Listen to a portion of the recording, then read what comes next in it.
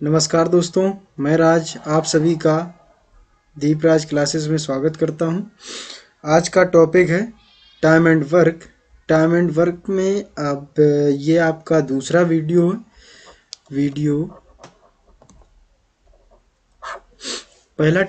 पहला वीडियो आपको मिल चुका है और ये दूसरा वीडियो है। इसमें हम आज पढ़ेंगे कि उसी से आगे कुछ टॉपिक्स, कुछ टाइप जो हमारे छूट गए थे। जैसा कि पहला क्वेश्चन दिया गया है, ए किसी काम को 20 दिनों में करता है, बी उसी काम को करने के लिए 30 दिन लेता है। ए और बी मिलकर आधा कार्य कितने दिनों में करेंगे? वही पुराना मेथड एलसीएम वाला, एलसीएम मेथड हमारा। एलसीएम मेथड, यहाँ पर हम एलसीएम लेंगे 20 और 30 का 60 होता है। आगे आप लोग करिए, अभी हम वेट करते। तो एलसीएम आप लोगों ने लिया होगा। एलसीएम 20 तिया 60, 30 दूनी 60। तो ये हमारा क्या निकल के आता है? क्षमता। ठीक है, ये क्या निकल के आती है? एफिशिएंसी एंड क्षमता, इसी को कहते हैं। एक दिन का किया गया कार्य भी यही होता है, क्षमता भी यही होती है और एफिशिएंसी भी इसी को बोलते हैं। तो अब दोनों मिल करके एक दिन में कितना काम करते हैं? 3 और 2 5। तो 60 काम है हमारे पास। ये जो एलसीएम आता है यही क्या होता है? कुल कार्य होता है। क्या होता है? कुल कार्य यही होता है। अब हमारे पास कुल काम है 60 और दोनों की क्षमता है 3 और 2 5। 5 काम एक दिन में करते हैं तो 60 काम करने के लिए ये कितना समय ले लेंगे? 12 दिन। बात इतनी समझ में आई? ये पुराना जो आप वीडियो देख चुके हैं उसी से रिलेटेड था। आगे आ जाते हैं। आगे आप लोगों को दिया गया है, ए किसी काम को 20 दिनों में करता है, बी उसी काम को करने के लिए 40 दिन लेता है। ए और बी ने 5 दिन तक काम किया है। सॉरी, पीछे वाले सवाल में पूछा कुछ और गया था। आधा कार्य कितने दिनों में समाप्त करेगा? तो ये कुल काम आप 12 दिनों में समाप्त होगा, टोटल काम। आधा काम, कुल काम 60 है तो आधा काम 30 रहा होगा। एक दिन में 5 करता है, 5 6 30 यानी 6 दिन ले लेगा। बात समझ में आई है ना? पूरा काम 12 दिनों में समाप्त होगा, आधा काम 6 दिनों में समाप्त होगा। तो चूंकि यहाँ पर पूछा ही आपसे गया था कि आधा कार्य कितने दिनों में समाप्त होगा। बात समझ में आई? पेन बदल लेते हैं, हम रेड कर लेते हैं। ठीक है, चलो आगे आ जाओ। यहाँ क्या दिया गया है? 5 दिन ए और बी काम करते हैं, शेष कार्य कितना बचा? जो रिमेनिंग वर्क है वो कितना बचा होगा 5 दिन के बाद में। बात समझ में आई? पहले हम एलसीएम लेंगे। एलसीएम वही 40 आ जाएगा, 20 दूना 40, 40 एकम 40। ए और बी एक दिन में काम कितना करते हैं? 2 और 1 3। 3 काम करते हैं कितने दिनों तक? 5 दिनों तक। कितना काम कर लिया होगा? 15 काम कर लिया होगा। कुल काम कितना है? 40। 40 में से 15 जाएगा, कितना बचेगा? 25। ठीक है, 25 काम बचा है कितने में से? 40 में से। यही तो शेष कार्य है। बोलो, अब इसको जहां तक बनेगा वहां तक काटते जाएंगे। 25 25 8 40। ठीक है, तो 5/8 भाग जो है अभी क्या है? इतना भाग बचा है। ये रिमेनिंग शेष कार्य जो बचा है वो 5/8 है। और अगर पूछा जाए किया कितना है तो यहां से देख लो, कुल काम 8 है, 5 कर लिया है, बचा कितना? 3 जो हो चुका है। 3/8 कार्य हुआ है। अगर नहीं बिलीव है तो ये देख लो कितना काम किया है? 15। कितने में से? 40 में से। 5 तिया 15 पर 40। 3/8 भाग आपने किया है, बचा कितना है? 5/8 भाग। बात समझ में आई? सवाल आपको किसी भी तरीके से पूछ सकता है, इसीलिए हमने भी उसी तरीके से सवाल अरेंज किए। ए और बी किसी काम को करने के लिए 12 दिन लेते हैं, बी सी 16 दिन लेते हैं। ए 5 दिन तक कार्य करता है और बी 7 दिन तक कार्य करता है। बी 7 दिनों तक काम करता है। सी बचा कार्य 13 दिनों में समाप्त कर देता है। यदि यही जो कार्य है ये अकेला बी करे तो कितना समय ले लेगा? क्वेश्चन हमारा ये है। सवाल समझ में आया? किसी सवाल मतलब किसी काम है, कोई काम है, उसको ए और बी मिलकर करते हैं तो 12 दिन लेते हैं। बी और सी मिलकर के करते हैं तो 16 दिन में कर लेते हैं। और फिर ए काम करने आता है और 5 दिन तक काम करता है, छोड़ के चला जाता है। फिर बी काम करने आता है और 7 दिन तक कार्य करता है और छोड़ के चला जाता है।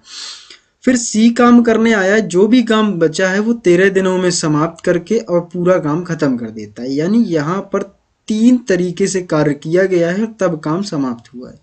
तो इसी काम को बी अकेला अगर करेगा तो कितने दिन ले लेगा। यहाँ पर सबसे पहले हम एलसीएम लेंगे 12 और 16 का। आई थिंक 48, 24 पे काम बनेगा, नहीं बनेगा, 16 से नहीं बनेगा, 48 में बन जाएगा। ठीक है, 12 चौक 48, ठीक है, 16 तियां 48। यानी ए और बी की जो क्षमता है वो 4 है, बी और सी की क्षमता जो है वो कितनी है, 3 है। अब यहाँ पर हमको ए और बी साथ में दिया नहीं गया, तो यहाँ पर क्या करेंगे कि ए ने 5 दिन तक काम किया है, बी ने 7 दिनों तक काम किया है।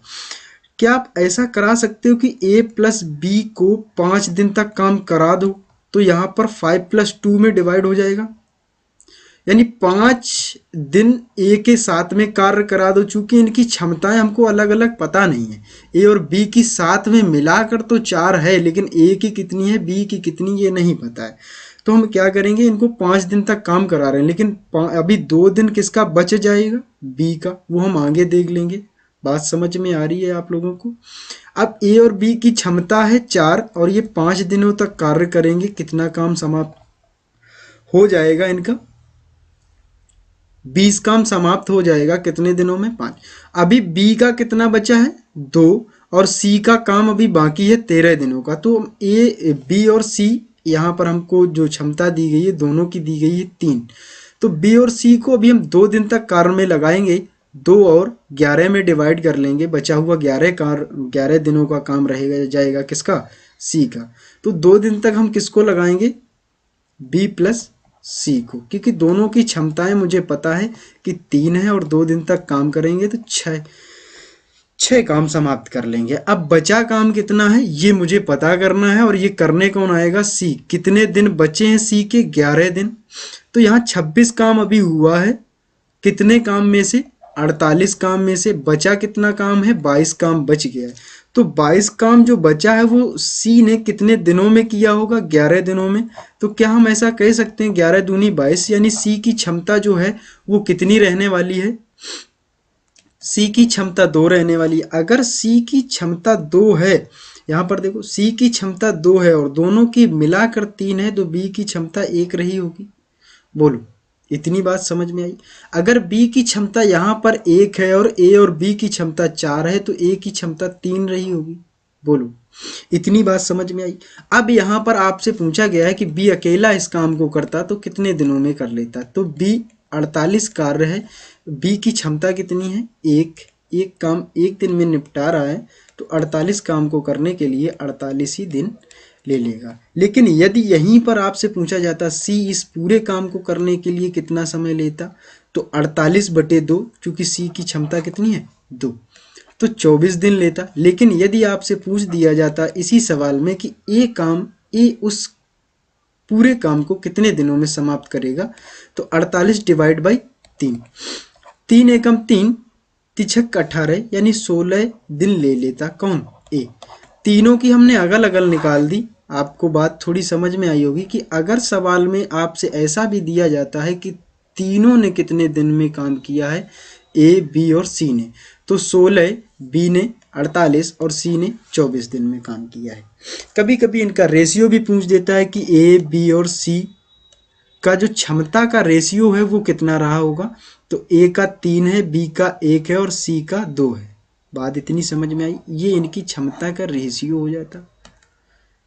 ठीक है, सवाल आपको कहीं से भी पूछेगा, आपके पास जवाब तैयार होना चाहिए। देखिए यहाँ पर दिया गया है सवाल नंबर 4 में कि ए किसी कार्य का 1/4 भाग 10 दिनों में पूरा करता है और बी उसी काम का 1/3 भाग 20 दिनों में पूरा करता है, तो ए और बी उस कुल काम को कितने दिनों में समाप्त करेंगे।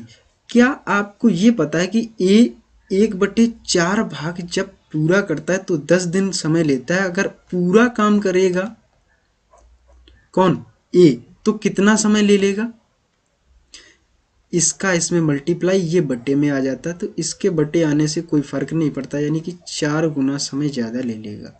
ठीक है, ये 3 गुना यानी 60। इतनी बात समझ में आई। यदि इसी काम को बी अकेला करता तो 60 दिन लेता, ए अकेला करता तो 40 दिन लेता। अब यहाँ पर हम इनका एलसीएम बना लेंगे 120, 4 तियाँ 12, 6 दूनी 12, यानी एक दिन में ए की क्षमता है 2, एक दिन में बी की क्षमता ए की क्षमता है 3, तो दोनों की क्षमता कितनी है 5। अब कुल काम कितना है 120, कर कौन रहा है दोनों मिलकर के, इसलिए 5 से डिवाइड कर देंगे, 5 दूनी 10, 5 चौको 20। बात इतनी समझ में आई। यानी दोनों मिल करके इस काम को कितने दिनों में समाप्त करेंगे 24 दिन ले लेंगे। ठीक है, नेक्स्ट सवाल, मजदूरी पर आधारित प्रश्न जो पूछे जाते हैं, देखिए हम आपको सबसे पहले बता दें कि ए कोई काम है वो 20 दिनों में करता है और बी उसी काम को करने के लिए 10 दिन ही लेता है। तो आप मुझे ये बताइए, अगर यहाँ पर हम बोलें कि किसकी क्षमता कितनी और किसकी क्षमता किससे ज़्यादा है, देखिए बी की क्षमता यहाँ पर ज़्यादा है, तो बी का जो अमाउंट रहने वाला होगा वो भी ज़्यादा रहने वाला होगा। क्यों? क्योंकि यहाँ पर देखिए अगर हम रेशियो बनाएंगे तो 2:1 का आएगा। ये काहे का है? दिनों का। दिनों का रेशियो क्षमता या मजदूरी या एक दिन का काम या मजदूरी, क्षमता या मजदूरी या एक दिन का काम जस्ट अपोजिट होता है। इसने 1 और इसने 2। अगर कुल काम की मजदूरी 300 रुपये है टोटल वर्क की, तो ए के हिस्से में जो आएगा वो 100 रुपये आएंगे और बी के हिस्से में जो आएंगे वो 200 रुपये आएंगे। ना कि हम दिनों में ही डायरेक्ट डिवाइड कर देंगे इसको। ये यहाँ पर बात ध्यान रखना कि जो भी बांटा जाता है वो किस रेशियो में बांटा जाता है, या तो क्षमता में बांट लो या एक दिन के कार्य में बांट लो। ये पूरा पैसा जो भी अमाउंट रहेगा वो इस तरीके से ही डिवाइड किया जाता है। अब यहाँ पर कुछ बात समझ में आप लोगों को आई होगी। ठीक है, अब क्वेश्चन पढ़िए और क्वेश्चन लगाने की कोशिश करिए। जैसा कि पहले ही सवाल दिया गया है कि ए किसी काम को 16 दिनों में करता है, बी उसी काम को करने के लिए 24 दिन लेता है और सी की मदद से वह 8 दिनों में काम को निपटा देता है। तो यहाँ पर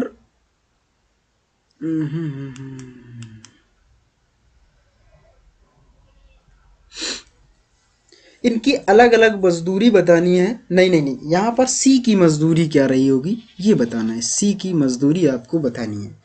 देखिए इनका सबसे पहले हम एलसीएम लेंगे, क्या आ जाएगा 48 एलसीएम आ जाएगा। 16 दूनी 32, 16 तियाँ 48, 24 दूना 48, 8 छंग 48। ठीक है, इतना आपने कर लिया। अब इसके आगे आप करिए, हम आपका वेट करते हैं। तो यहाँ पर आप लोगों ने देखा कि हमने कुल काम जो हमारे पास है वो 48 है। 48 में भी इस मजदूरी को डिवाइड कर देंगे, लेकिन यदि हम क्षमता में ही डिवाइड कर लें तो ज़्यादा आसान रहेगा। देखो तीनों का जो आया है वो 6 आया है, इसको हटा देते हैं यहाँ से। और ए और बी 5 काम करते हैं, तो सी कितना कर रहा होगा 1, यानी सी की मजदूरी कितनी है 1। अब 6 जो क्षमता है उसी के हिसाब से बांट लेते हैं।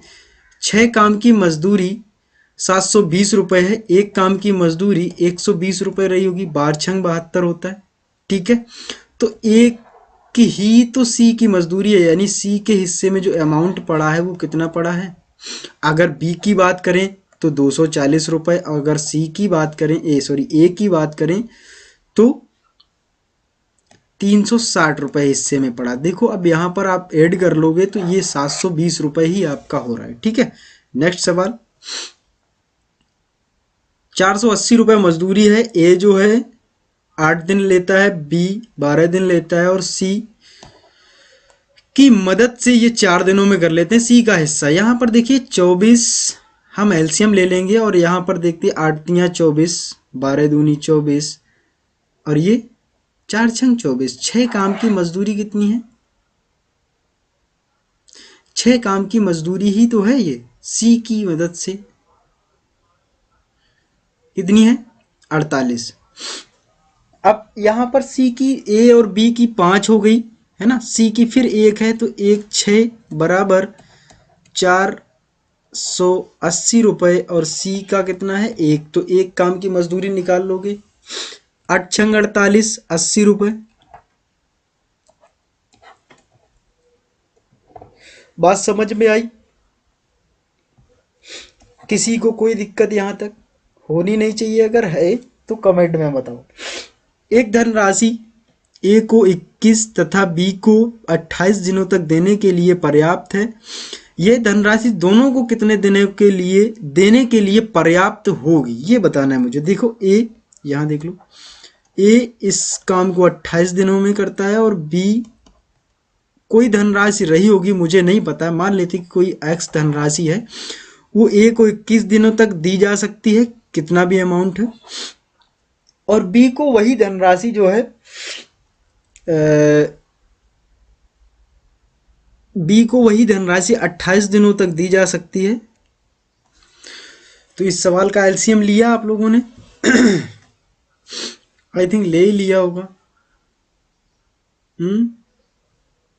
देखिए, अगर नहीं भी एलसीएम लेना चाहते तभी भी ये सवाल ऐसे ही किया जा सकता है। देखिए कैसे, जैसे 7 की टेबल में दोनों कटते हैं, 7 3 21, 7 चौको 28, यानी 3 और 4 का रेशियो रहने वाला। इधर क्या रेशियो आ जाएगा? 4 और 3 का, यानी क्षमता का रेशियो इनका जस्ट अपोजिट हो जाता है। अब कुल जो एलसीएम रहने वाला होगा वो आपका 84 रहने वाला होगा। 84 दोनों के टेबल में आपका आ जाएगा, ठीक है। 21 चौको 84 और 28 तियाँ 84। बात समझ में आई? अब यहाँ पर आपका जो कुल काम है वो 84 है। अगर ए किसी काम को 21 दिनों में करता है तो एक दिन में कितना काम कर रहा होगा? 4, और बी 3 कर रहा होगा। तो 84 काम है। 84 काम के करने के लिए कोई एक एक्स धनराशि दी जाती होगी, लेकिन अगर दोनों लोग मिल करके साथ में काम करेंगे तो एक दिन में 7 काम करेंगे, 4 और 3 7, तो दोनों के लिए ये कितने दिन तक की सैलरी दी जा सकती है?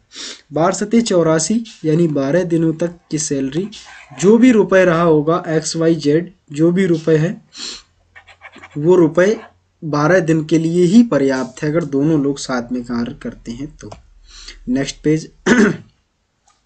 PQR को एक काम के लिए 5750 रुपये मिलते हैं और P और Q उसी काम का 19/23 भाग करते हैं और Q और R मिलकर के 8/23 कार्य करते हैं। तो Q की मजदूरी बतानी है। देखिए, हम मान लेते हैं जो कुल काम है हमारे पास वो 23 कुल कार्य है। जो नीचे दी गई वैल्यू है, अगर फ्रैक्शन में कभी भी दी जाए, नीचे जो भी वैल्यू है वही हम कुल काम मान लेते हैं। मान लेते हैं कि कुल काम हमारे पास कितना है? 23 है।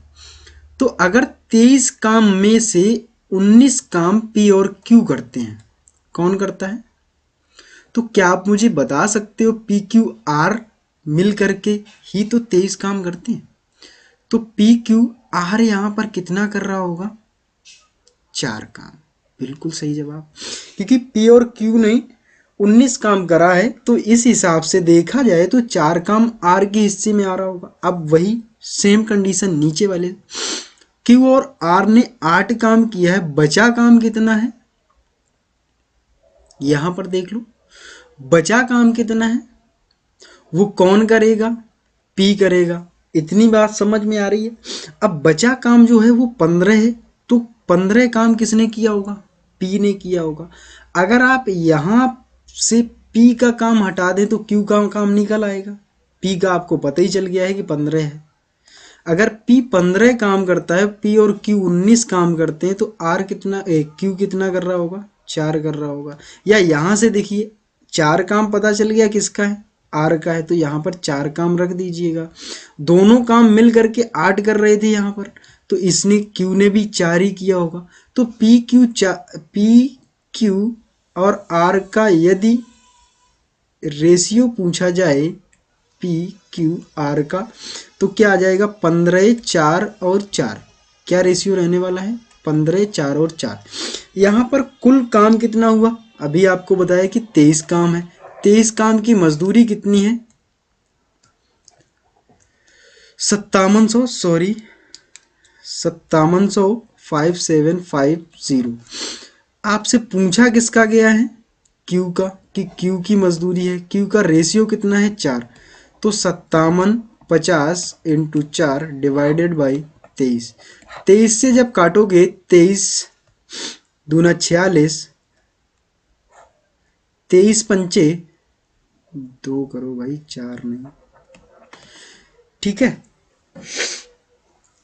तो यहां पर आपने देखा कि 25 चौको 100 यानी 1000 मजदूरी रहने वाली है किसकी, क्यू की।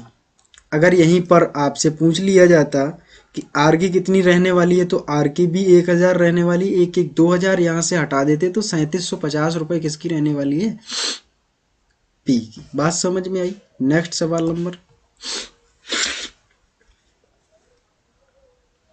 ए और बी मिलकर किसी काम का 11/19 भाग करते हैं और बी प्लस सी उसी काम का 14/19 भाग करते हैं। अब यहां पर आपसे पूछा गया है कि ए बी सी की कार्य क्षमता का अनुपात क्या है। बिल्कुल सेम कंडीशन कि हम यहाँ पर भी मान लेंगे कुल काम 19 है, ए बी ने 11 किया है, तो सी ने यहाँ पर कितना काम किया होगा, जो बचा हुआ काम है वो सी ने ही दफना दिया होगा, कितना 8। 8 काम यदि सी ने किया है तो बी और सी ने 14 काम किया है, तो 8 और 6 14 होता है। 6 काम बी ने किया है, ए और बी ने मिल करके 11 काम किया है, तो ए ने 5 काम किया होगा। अब यहाँ पर सबके काम अलग अलग बन गए, रेशियो बना देते हैं 5 6 और 8। अगर ये किसी टेबल के एक टेबल से कटते हैं तो काट देते हैं, नहीं कटते हैं तो फिर यही बना रखते हैं, ठीक है।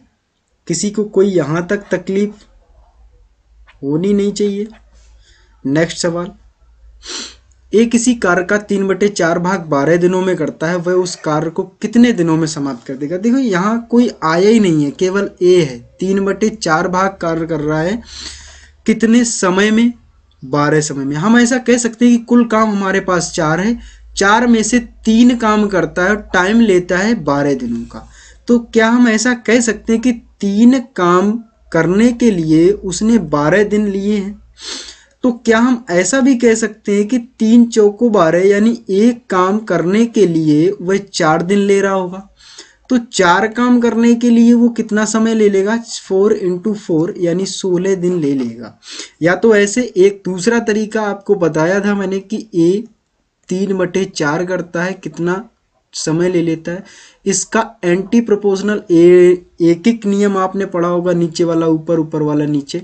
12 × 4/3, 3 चौको 12, 4 चौको 16। ये एक एक नियम है, ठीक है, एक एक नियम द्वारा हमने सॉल्व किया है। ये हमने क्लास 8 में पढ़ा था, आप सभी को याद नहीं होगा, मगर थोड़ा हम माइंड पर प्रेशर देंगे तो ये एक एक नियम जब हम क्लास 8 में पढ़ते हैं तो वहाँ पर एक एक नियम हमको पढ़ाया जाता है। ये उसी मेथड से हमने सॉल्व किया है। हाँ, एक हमने आपको यहाँ पर बताया कि नीचे वाला क्या होता है, कुल काम होता है। यदि कुल काम 4 है, 3 काम को करने के लिए ये कितने दिन लेता है, 12 दिन लेता है। तो 4 काम करने के लिए यानी एक दिन का 4, एक काम करने का 4, तो 4 दिन का 16, ठीक है, 4 काम करने का। बात इतनी समझ में आई। नेक्स्ट अब हमारी आपकी मुलाकात होगी अगले वीडियो में। यहाँ तक के लिए थैंक यू देखने के लिए। अच्छा लगे तो लाइक शेयर कमेंट जरूर करें, अपनी राय कमेंट में ज़रूर बताएं। Thank you.